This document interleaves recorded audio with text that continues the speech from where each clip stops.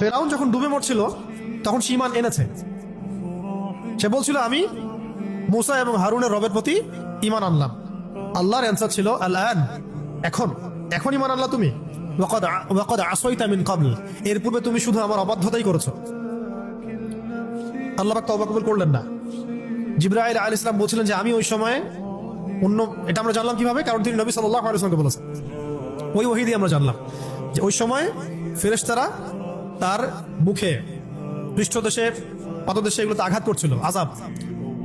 ঠিক আছে, কিন্তু জিবরাইল আলাইহিস সালাম বলছিলেন আমি তখনও ভয় পাচ্ছিলাম যদি এখন আল্লাহ পাক তার তওবা কবুল করে ফেলেন। আল্লাহ পাক এত তাওয়াবুর রহিম, আল্লাহ পাক তওবা কবুল করলেন না। আল্লাহ এখন তওবা করছো তুমি, ওয়াকাদ আসাইতা মিন ক্বাবল, এর আগে তুমি শুধু আমার অবাধ্যতাই করেছো। তবে তোমার একটা রোল আছে পৃথিবীতে, একটা ফাংশন হবে, সেটা হলো আল ইয়াউমা, আজকের দিনে, মানে যেদিন ডুবতেছে সে, আল ইয়াউমা নুনাজ্জিকা বিবাদানিক, তোমার যে বডিটা আছে, এই শরীরটা, বাদানটা, এটা আমি প্রিজার্ভ করবো। কে করবেন? আল্লাহ প্রিজার্ভ করবেন। তোমার বডিটাকে আমি প্রিজার্ভ করবো। আল ইয়াউমা নুনাজ্জিকা বিবাদানিকা, তোমার বডিটাকে আমি সংরক্ষণ করব। কি উদ্দেশ্যে? লিতাকুনা লিমান খালফাকা আয়া, তোমার পরবর্তীতে যারা এই পৃথিবীতে আসবে তাদের সবার জন্য তুমি হবা নিদর্শন। ফেরাউনের বডিটা জাদুঘরে দেখার জন্য না, কিসের জন্য?